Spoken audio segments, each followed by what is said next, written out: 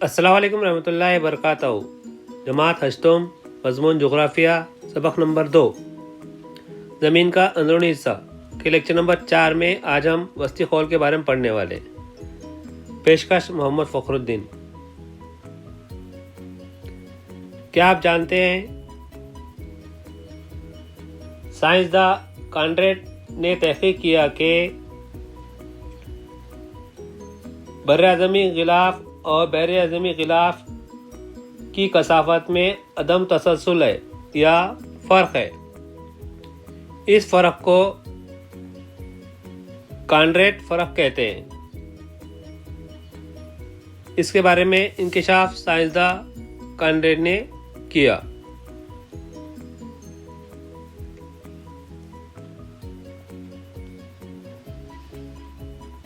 हशरे अर्ज़ और वस्ती खौल के दरमियान में भी फ़र्क पाया जाता है।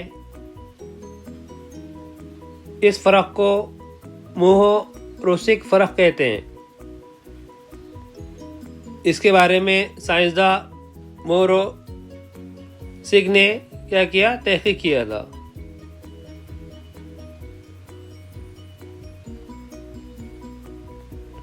इसी तरीके से वस्ती खौल और मक्स के दरमियान भी फ़र्क पाया जाता है। इस फ़र्क को गेटिनबर्ग फ़र्क कहते हैं। इसका इंकिशाफ साइंसदां गेटिनबर्ग ने किया।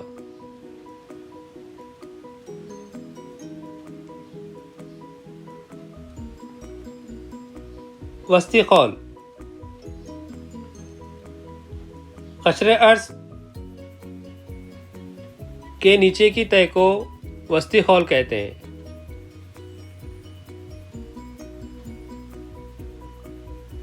वस्ती खौल के दो झेली हिस्से हैं,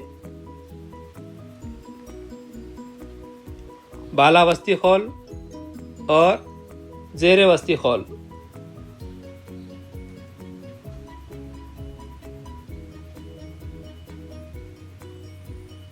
बाला वस्ती खौल ज़्यादा मुतहर्रिक होती है। इस तह में लावा जमा होता है।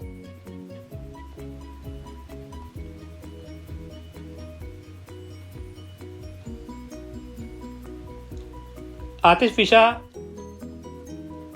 पड़ने पर ये लावा जमीन की सतह पर आ जाता है। बाला वस्ती खौल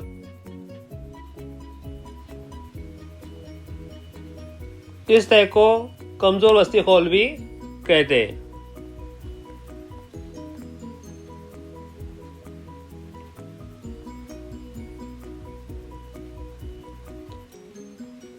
ज़लज़लों के मराकिज़ भी उमूमन इसी तह में पाए जाते हैं।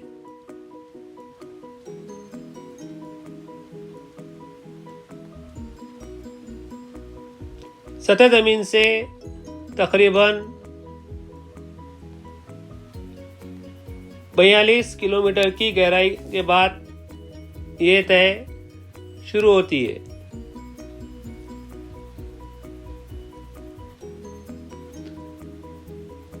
वस्ती खौल में होने वाली ज़बरदस्त हरकत की वजह से पहाड़ और शिगाफ वादियाँ बनती है।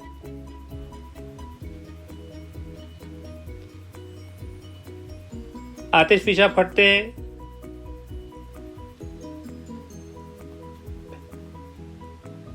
और ज़लज़ले आते हैं।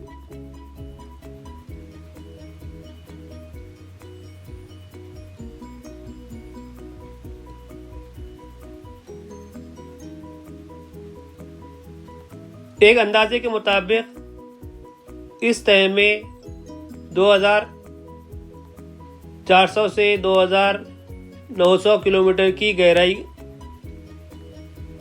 का दर्जा 2300 दर्जे सेल्सियस से 2500 दर्जे सेल्सियस तक होता है। बाला वस्ती खौल में चट्टानों की साख्त और कसाफत में अचानक तब्दीली हो जाती है।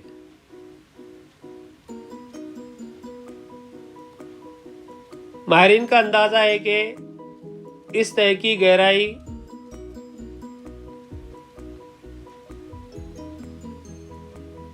2870 किलोमीटर होगी। इस तह की औसत कसाफत 4.5 ग्राम फी मुकअब सम है और गहराई के मुताबिक कसाफत बढ़ती जाती है। इसकी वजह से दबाव बढ़ता जाता है। ज़ेरे वस्ती खौल की कसाफत 5.7 ग्राम फी मुकअब सम है। अज़ीज़ तलबा तालिबात, इंशाअल्लाह मिलते हैं अगले वीडियो में। जज़ाकल्लाह, खुदा हाफिज़।